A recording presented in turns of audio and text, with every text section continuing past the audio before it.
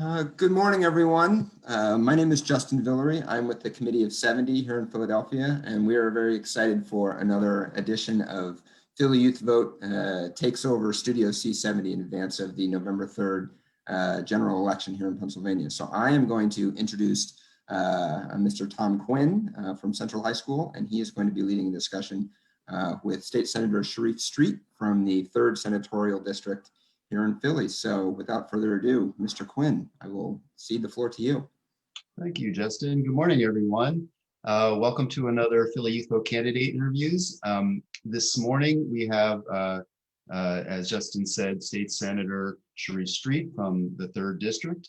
We're very excited to have him. And I just want to thank the Senator before we get started here for being out at all of the live voter registration drive events that the When Philly Votes and Vote That John groups have been doing all summer. You've been really out there a lot, and I really appreciate that. So I just want to introduce the Senator, as I said, State Senate District 3. We're going to have my students at Central High School in my social science class asking you some questions. Do you want to just give yourself a quick introduction there, Senator Street? Sure. I'm so pleased to be with all of you. First, I'd like to say 251. I'm a member of the 251st graduating class at Central High School, and it's and going to Central, and my experiences at Central were some of the best ones I ever had. I want to say this. Look, I really appreciated my experiences at Central. I appreciated the diversity of people that I interacted with and the diversity of ideas and experiences like this one. And it prepared me for life. I went on to Morehouse College, where I graduated with a degree in accounting and finance, graduated from the University of Pennsylvania Law School, and practiced law for a couple of decades, ran for office a few times. And presently, I'm a senator for the 3rd Senatorial District. I chair the Banking and Insurance Committee. I'm on the Appropriations Committee, the Agricultural Committee, Housing and Urban Affairs. And I represent the Senate on the Joint Bilateral Commission for Clean Water and the Clean Air, the Senate Democratic Caucus. And I represent the Senate Democratic Caucus on the Sentencing Commission as well. Areas of interest have been included, criminal justice reform, healthcare, jobs, housing, and addressing some of the issues around toxic schools and our environment in a very larger sense.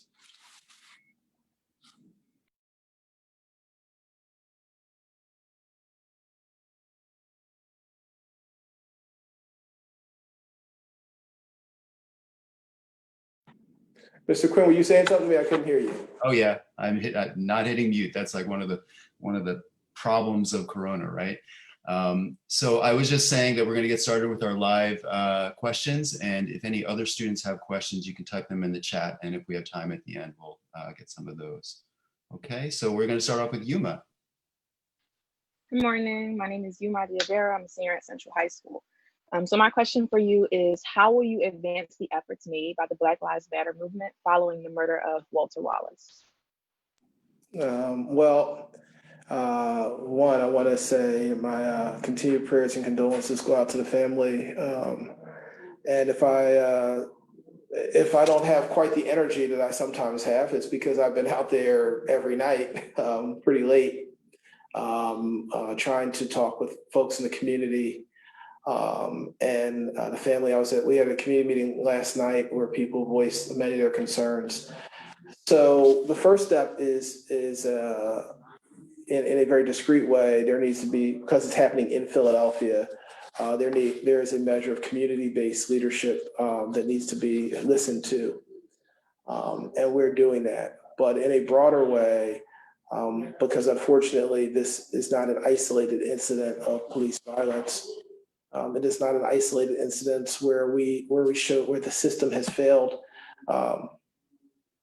We have begun to I introduced Senate Bill 1205, which passed the Senate already, sits in the State House, which would control and create regulations around the use of force. It bans chokeholds, but it would also deal with use of force in a broad way. We all saw that there was not a need for deadly force in the case of Walter Wallace, and in fact, I believe that shooting was not justified, and that those officers should not have used deadly force in that situation.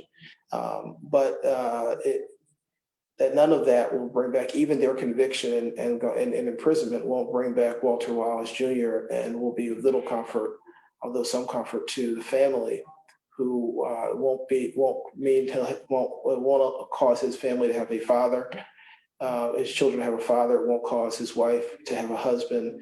It won't bring back the son that his mother lost, and so.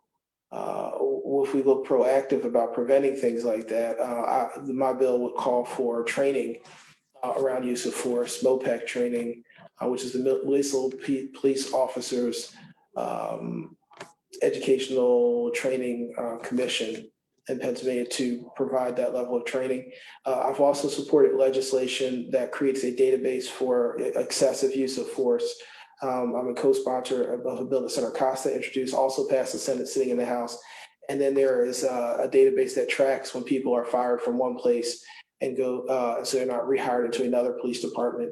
That's legislation advanced by Representative Rabb that we sent to the governor's desk earlier this year.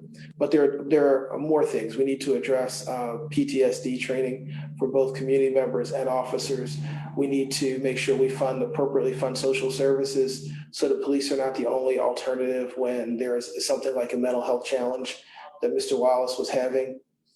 We need to, I will support, although it's a municipal decision, legislation to require police officers to live in the city so that they are not an occupying force, but are in fact familiar with the people that they are serving. And so I think those are some of the things.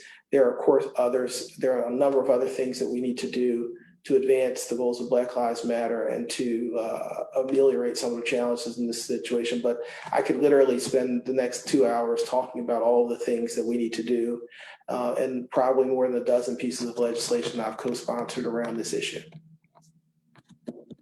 Thank you. Hi, my name is Georgia. So my question is, how do you plan on reducing gun violence in Philly, especially taking into consideration the increasing levels of police brutality? That second part, which was just a tag on, is a pretty significant thing. So first, gun violence. Pennsylvania, access to weapons and firearms, particularly military-grade firearms, is too great. I've introduced legislation to ban the sale of military-grade firearms in Pennsylvania. Don't believe, not unrealistic, don't believe that legislation is with the current configuration and the Republicans in control of the House and Senate, that legislation is even going to get a vote. However, there are a number of other things. I think there's no reason why we can't pass laws requiring the reporting of lost and stolen handguns. Right now, I could go as an adult, go to the Bass Pro Shop outside of Harrisburg, open up the trunk, tell them if I got the money, buy 100 military-grade firearms, and then have them put in my car, and have the clips with bullets in them put in the trunk, and I can drive off. If I come into the city and resell those firearms, it is illegal that I'm doing that without doing the proper background checks. However, I can, if they come up in a crime, I can simply say that they were lost or stolen. And there would be very little recourse that the police would have, even if they don't believe me. So we need to require the reporting of lost and stolen handguns. I'm a co-sponsor of that legislation. The prime sponsor, Senator Tarte Leon. That's legislation is important. Allow stopping firearms, basic background checks. It is easier to, it's harder to do almost anything than it's harder to get a driver's license than it is to get a gun in Pennsylvania. It's harder to get a food prep license to cook food and sell hot dogs than it is to get a gun in Pennsylvania. we need to have some basic background checks, and there needs to be appropriate licensing and training for people to use firearms. We allow guns to be in recreational spaces where there are children, and it contributes to shootings. And so there is legislation that Senator Collette has sponsored, that I'm a co-sponsor of, that would allow the city to pass laws or would ban guns from municipal playgrounds. There's no reason at a playground where there's small children, people need to have firearms. There so there are probably about 24 bills we've sponsored. And I anticipate that I'm working with groups called Moms Demand Action to raise awareness. There's no reason that young people should have to hide under their desks. And children in elementary school should do, active shooter drills like we used to do fire drills. That's horrendous. But we need to do more education, because we need more of the public to demand that their legislators stand up to the NRA and pass responsible gun laws. And so one of the things that I think is most significant that I'm doing in that space is working to change the composition of the legislature so that it reflects the values of people in Pennsylvania.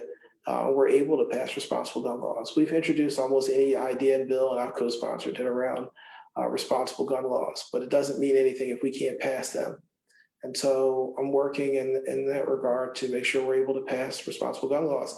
And the final thing I would say is addressing some of the recidivism that happens goes hand in hand with reducing gun violence. When we have too many people who feel hopeless, who may get caught up in crimes, and then we take away all of their opportunities to participate in the economics of our society, that contributes and pushes those people deeper into crime. I've introduced a number of bills that would reduce mass incarceration, including cash bail reform, so that people will have more opportunities to go on the straight and narrow. Sometimes people make mistakes when they're young. We need those people to be reintegrated and become productive members of society. And I think that will reduce some of the motivation and the impetus for gun violence. Great, thank you. Well, Good morning, Senator. My name is Anakim Moini. I'm a senior at Central High School. That's my question. How do you plan on reopening schools as COVID continues to thrive in our communities? Well, I think we need to have, there are a number of things we need to do. One, I'm trying my best to be, nonpartisan in this discussion, but I think the most important thing we can do with that is I'm working to get rid of Donald Trump and make sure we can get responsible funding. He is, in fact, an impediment to dealing with COVID-19 in a way that is very different than any other elected official probably in the country. We need to have the money that sits and languishes around the HEROES Act in Washington that would allow us as the Commonwealth to get the relief we need to push to the school district, to make the changes, to buy the barriers, to make changes to the HVAC system, to even remediate lead and asbestos. Those are all things that we need to do before we send kids that would make it a lot easier to send kids back in a responsible way. We need to be able to have resources to drive out PPE. Certainly with the money that the Commonwealth has, I work to prioritize getting money to make sure young people can go to school. And I think getting schools physically reopened is important. Many of our young people are not getting the caliber of education they would get if they were having in-person education. But I want to add that we have worked, and I work with the school district, the mayor's office, and the governor's office to try and make sure that we got appropriate resources so that we were able to give out the tablets and we were able to get internet. I talked to Comcast to help us enhance making sure that the people who don't have internet access have it, so that people don't fall further and further behind and we don't further exacerbate inequities around education with poor people having less access to education. But back to the specifics of the question, we need to make sure schools have PPE. We need to make sure there's adequate space for social distancing. And in a school district where the school district owns 34 buildings that are already closed, if they had adequate resources, we could reopen some of those spaces and then have people and sort of deconcentrate the way people are physically positioned. We need to make sure that we have resources to make sure we have enhanced cleaning and cleaning products. We need to, of course, lead and asbestos and any respiratory exposures enhance comorbidities for COVID. And so I would work to make sure that we address those things as well. And those were pre-existing conditions in schools. Those pre-existing conditions exacerbate our ability to remediate the COVID challenge. I think we may need to hire more non-teaching personnel in order to make sure that we can manage school, the flow of students properly. And we may need to even enhance the hours that the building is open, because young people might have to go in shifts, and that will require some additional resources as well. And finally, all of this might require some kind of amendment to the collective bargaining agreement with the PFT. There'll be a cost associated with that. And the government we shouldn't expect teachers to do more for less. They already do enough without adequate pay. So we need to make sure that we can, if we're going to ask more of school personnel, we need to be able to make sure we can appropriately compensate them in that regard. All right. Good morning. My name is Alexis Walker, and my question is, what is your plan to increase the school funding budgets in the state and to distribute those funds equitably?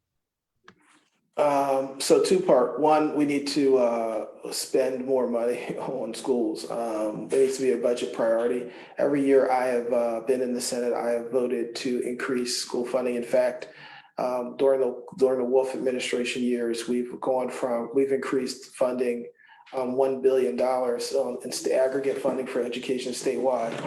Now let's talk about equitable funding. One of the things that Governor Corbett did that also exacerbated inequities was he eliminated the charter school reimbursement provisions, which the regular cuts that he did cost Philadelphia School District about $120 million. The charter school reimbursement provisions that he eliminated cost us about another $120 million, which doubled the negative impact in Philly. And he did that so he could reduce the negative impact on school districts and places that he cared about. We need to restore the charter school reimbursement. We have an equitable funding formula. We need to push all the money through the equitable funding formula. But then the problem is we so underfund schools. If we did that, we would some of the schools which are underfunded, some of the rural schools that are underfunded but not as underfunded as ours would become more underfunded. And so the problem is that the state's not driving enough money into the system. And we need to drive more dollars in the system. One idea I have to generate more revenue from the Commonwealth is the legalization of cannabis. Senate Bill 350 that I'm a prime sponsor of would legalize the recreational adult use of cannabis. And it would allow us to drive about another $600 million of new revenue into the system. If we chose, we could drive all that money into education funding. Driving that into education funding would be a significant, because that'd be recurring revenue, would add about $3 billion of funding in the 5-year plan. And the school district, pursuant to PICA, has to do 5-year plan budgeting. So it would give them about another $3 billion. It would probably, for Philadelphia, result in maybe another $100 million or so. So you're looking at another $500 million in the 5-year plan. That money is significant, and it's a step. It's not. I don't know that that's all that needs to be done, but I think if you dramatically increase the funding, the state contribution around funding, if you push the money through the fair funding formula so it gets where it's supposed to go, and you restore the charter school reimbursement provision so that the addition of charter schools doesn't reduce the per student allocation of resources to district-run schools, I think we would have taken some real concrete steps towards adequately funding public education. Thank you. Good morning, Senator Street. My name is Solimar. I'm a senior at Central High School. My question is, do you have any plans about global warming, the climate change? What are your future plans about these issues? So absolutely, I think climate change is an existential threat to life on Earth. It may not be as immediate a threat to people as COVID, but in many ways, we're seeing the effects of it every day. When we look at the hurricanes that are battering the Gulf Coast, another one is supposed to hit Louisiana today. And the severity of those hurricanes, we see climate change. When you look at the 1 million acres of forest that is on fire in the West Coast, stretching from California all the way through Washington and Oregon, the states of Washington and Oregon, we realize that climate change is impacting that. We see the massive flooding that occurs all around the Mississippi Valley. That's effective climate change, and some of that even occurs in Pennsylvania. So climate change is real. One of the things I've done, I've introduced legislation to make Pennsylvania's energy production net carbon neutral. Pennsylvania is one of the top 3 energy producing state in the country. I have looked at using a number of things to make Pennsylvania net carbon neutral. One, we've looked at increasing investment in renewable energy, and I do this by changing the alternative energy portfolio standards and creating 2 new categories. Right now we have 1 category. So expand the amount of commitment to traditional renewables, wind, solar, and hydro. I look at expanding, but creating a secondary tier that includes carbon capture and includes nuclear. Nuclear is a way of it's not necessarily popular. Nuclear, when done right, has 0 carbon emissions, and so it's a way to have steady energy load, which is really important because if we're using renewables that are wind, solar, water, there's a fluctuation in energy load that doesn't necessarily correlate with our usage needs. Nuclear would allow us to fill in that gap. And by using carbon capture, it would say that when we burn fossil fuels and that are being released and release carbon in the air, we use either geological sequestration, which means we're pulling the carbon back out of the air through mechanical means and pumping it back into the ground where it was before, or natural sequestration, which can be accomplished through planting a corresponding number of trees that have a corresponding carbon storage capacity. When trees breathe in through their normal respiratory functions, they create wood, they grow, that's all carbon, and they're stored, so it's being stored. And then advancing things that have appropriate forest management. Sometimes cutting down some trees allows more rapid growth of smaller trees, which can actually enhance carbon storage. If you don't burn the wood from the larger trees but use it to make product, the carbon is still being stored. And finally, we need to change our agricultural process by using mulching to enhance the soil quality as opposed to tilling soil. We can significantly reduce the carbon impact from agriculture. And then, believe it or not, the last thing I have for you is we need to change the feed. We need to change the agricultural feed for cows. Cows normally graze on grass. Grass-fed cows fart a lot less. Now that may sound silly, but bovine flatulation is one of the top 10 causes of global warming. Because if you think of a cow is about a 2,000-pound animal. And if you have herds of 4,000 or 5,000 of them, like we have in some parts of the country, and they're all emitting a lot of methane, which is through farting, which is a much higher level of carbon than even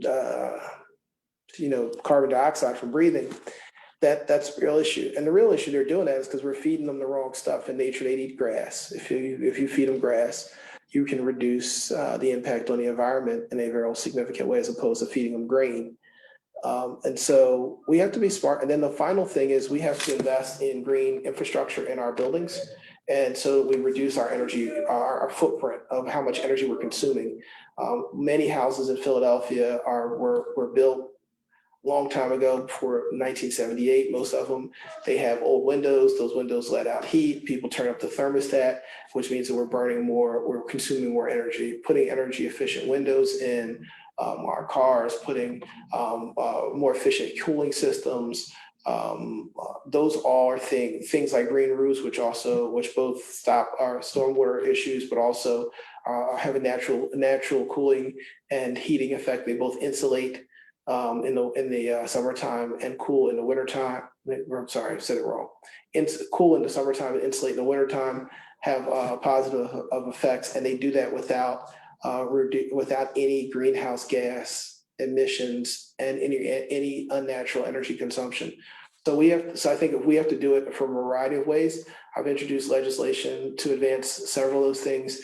The most probably poignant of it was being my net neutral bill to make Pennsylvania's energy production net carbon neutral, which would significantly affect the United States' carbon output, as we're probably the third largest behind Alaska and Texas. Pennsylvania is the third largest energy producing state in the country. Thank you so much, Senator Street. Good morning, Senator Street. Thank you for joining us today. My question for you is, what will you do to support the large homeless population in Philadelphia?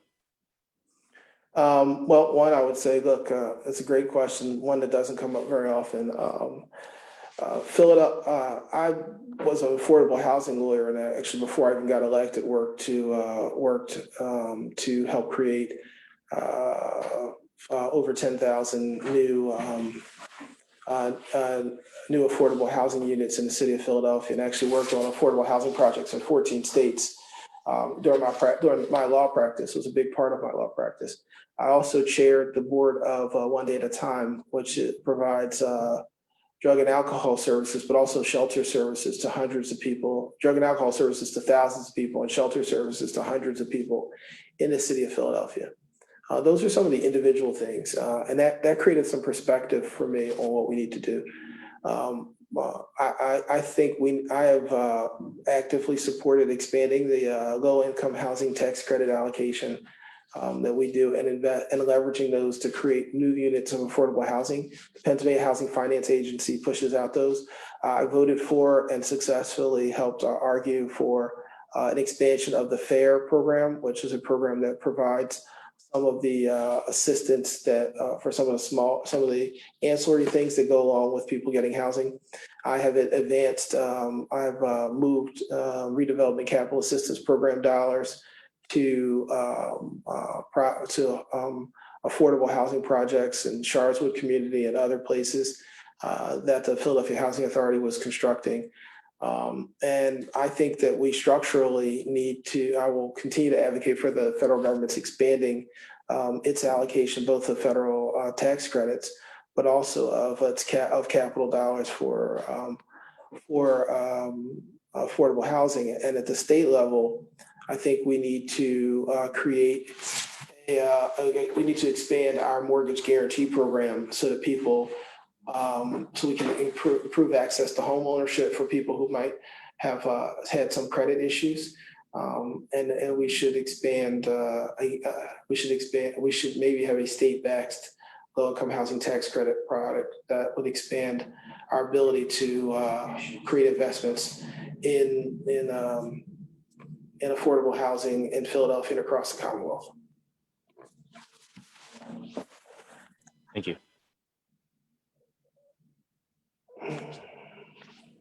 Good morning, Senator Street. My name is Kiana, and before I ask my question, I would like to make a comment. It feels, as this interview is going on, I realized, I guess, Senator, you really help push a lot of bills. I hear pushing a bill is a common phrase a lot, and that's and I don't know, it's a person who is just starting and being legal to vote. I find that a very I find that as a pretty cool thing to see how you play a hand in and how laws are eventually made. So my question is, as a person who's like young and who's voted, why is it important for young people to vote? Well, I think that's a great question, and I think it sort of drives everything else. The priorities in society are set by voters, both through and really all of us, be either through our active participation in the process, or through our inactive. In business, you'll always hear people talk about the bottom line, and bottom line in business means money. It'll say, "What's the bottom line? What's the bottom line?" In politics, for too many of my colleagues in the legislature on both sides of the aisle, and this is true at the state, local, and federal level, the bottom line is what does the public want? And the bottom line is not what does all of the public want, what do the voters want, and what do the voters want that people need to attract?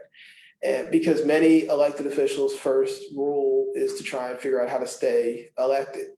I don't think it necessarily should be that way, but it is, and it's not all bad, because that motivation drives elected officials to pursue what the public wants. The problem is when you have sectors of the public, particularly young people, who don't participate, then their views are undervalued by government. Elected officials, when they're sitting around thinking about what should we advance, they don't prioritize that. Let me give you a perfect example. Across the board, for Black people, white people, Asians, Latinos, people in every geographic region of the country, climate change is a top 1 or 2 issue, top 3 issue for every group of young people in America. But for many elected officials, both in the state legislature and in Congress, it falls as a lower priority. On the other hand, preserving Social Security is a top 10 issue, is a number 1, 2, is a top 3 issue for all groups of older people, senior citizens everywhere in the country. And with the exception of the current president who wants to defund Social Security, every other politician, almost Republican and Democrat, thinks that protecting Social Security is really important. Now, we argue about how to do it, and protecting benefits for old people, because everyone knows that senior citizens are super voters, and that everyone knows that their issues are incredibly important. That's why you hear constant discussions around prescription drugs. Young people don't think that much about prescription drugs because they don't get sick a lot. Older people get sick all the time. It's just a natural part of being old. But older people, because they vote, their issues around prescription drug pricing, around Social Security are it was said that attacking Social Security was the third rail in politics, meaning if you touched it, if you tried to mess with it, you would instantly be gone because of the veracity of senior citizen votes. But the same token, a top issue like the environment for younger people gets ignored because people think, and you'll hear legislators make it when they're not on camera. Well, those kids probably won't vote anyway. And if they do, they won't be voting for another 10 years. Who knows if I'll even want to be doing this by then. And it's sad. And so young people have to understand that by voting in the greater numbers you vote, you not only pick the elected officials by causing them to win and lose elections, but in the anticipation of the next election, people project who they're going to need, who's going to show up to hold them accountable, who's going to be asking questions about what they did, and who ultimately will have the power to decide whether they stay. And you would think this generation, which will be when you all come of age, the largest generation of Americans in the history of the country, that you all your concerns would be dominant in our discussions, and they're not, because there's an anticipation that young people will not vote for years, if not decades, at the level that older people vote. And so even though the baby boomers generation is dying off because they're getting sick and older, they're still dominating the discussion because their voter participation level is so high. But when we do that, we shortchange our own future, because young people have a long-range vision of where the country is. Young people have a long-range vision of the globe. This generation realizes that we're a part of a global community. This generation is more likely to care about other people. This generation is more likely to be straight people in this generation are more likely to care about LGBTQ issues. White people in this generation are more likely to care about Black lives. And people born here in this generation are more likely to care about immigrants. your values would make us better as a country, but your values are underrepresented in the political process because your participation is underrepresented. And so that's why you need to vote, because this government and this country would be a better place if we reflected your values, and your values will never truly be reflected in a participatory democracy unless you are in fact participants. So I think you need to vote, you need to be engaged, because we should have to care about your concerns. And when you do, we will be better off for it. Well, thank you so much, Senator Street. I really appreciate your answers. I thank you to the students for your questions. Let's give snaps. All right, claps. All right, thank you so much. So we have maybe just a couple minutes for one question from the chat. If we have one, if you have time for that. Sure. Ms. Kim, do we have a question or? Yep. What is the plan for gaining bipartisan support for legislation in a party polarized Pennsylvania? We have about 1 minute. All right. So that's a question, again, I could talk for a long time about. And if you all haven't figured out that yet, I do know how to talk a little bit. But I would say this, it's understanding the values of the people you're talking to on the other side of the aisle and talking to their constituents. You know, when I wanted to gain support for environmental issues, we went and talked to farmers and explained to them that it was in their interest. Their land is everything to them. They're good stewards of the land, and they need the environment.